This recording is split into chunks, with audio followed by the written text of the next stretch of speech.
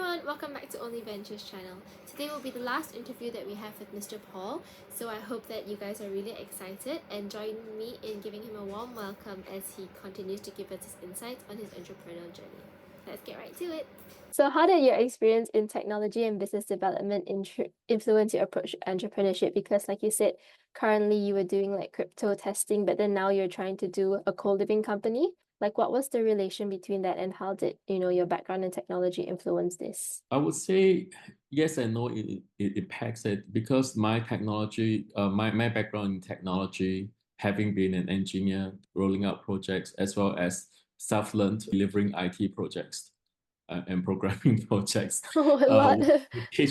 would teach me about what not to do in IT, what not to invest in IT, rather than how you can build all this together. Sometimes it is about what we should do and what we should not do.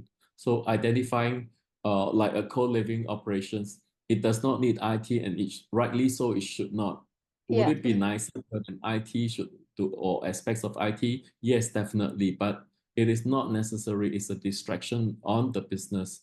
So those are the things that you decide that we should make it simple, bring it back to bricks and mortar, right? Which is very, Mm. very bad business. And basics work rather than to hear to get in some inputs from other people to say, oh, you should have a website, you should have a presence, you should have a social media and this and that.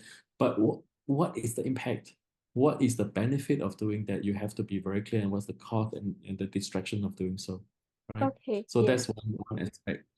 Knowing IT and the business aspects, you would mean that you will be able to screen through what you can or cannot do and what are the moving parts involved um, when carrying out a project. For example, when you carry out a project, you need to look at things such as work breakdown structure (WBS).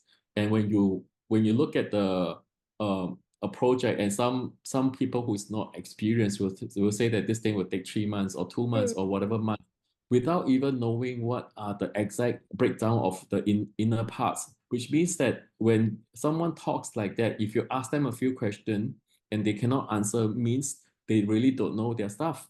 Mm. So having this training and this background means that you can quickly run through a project feasibility based on the waterfall methodology. Of course, when you want to go to an agile methodology on building software, that's a different approach altogether. So a lot of people, they will learn the agile. They say, I want to try and do agile and everything. They learn Mm. design thinking. They want to do design thinking and everything. They learn project management. They want to do Gantt chart and everything. No, it's not. So it's like learning all the different martial arts, and then you realize that the best way is to when to attack using when you attack Yeah. using jiu-jitsu, when you defend using tai chi, and then you jump using, I don't know, maybe karate Yeah. or something like that. So it's about blending it and being flexible, what to do and what not to Mm. do. Mm. Okay. Very, very Yeah. good.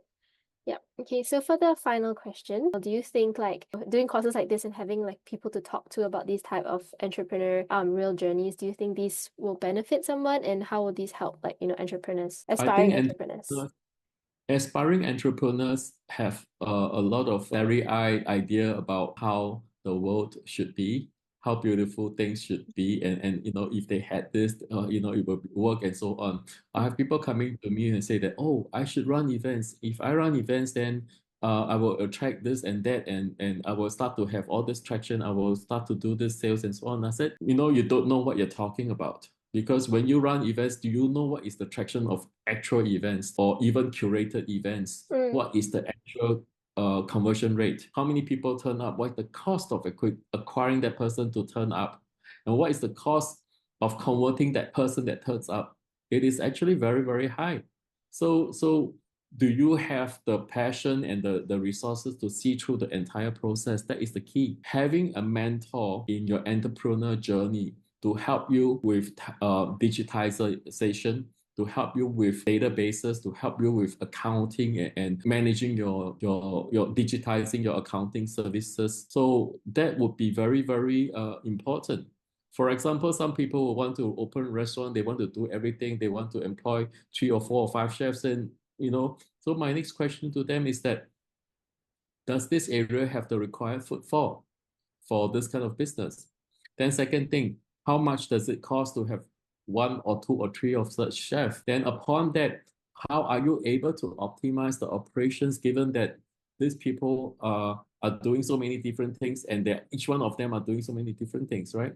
What Mm. is the risk for you to de-skill this process, right? I'm saying de-skill as a DESKILL, to de-skill this process. Mm. Can you have one very experienced or two very experienced chef in the central kitchen and then the rest in the shop where they just do a simple heat up so that you de-skill, you reduce the number of Mm. expertise needed so that you can scale up to a larger quantity and you can reduce your unit cost on the chef as well as to have less dependence on certain critical skill sets, right? So those are the key things that you will not have thought of if you don't have someone who's there to give you some pointers from time to time. Like is that the right business model? Is that the right charging model? Have you thought about that's not the right way to charge? Mm. Is there other way to charge? Is there other revenue source? So those are the things that people need to be aware of.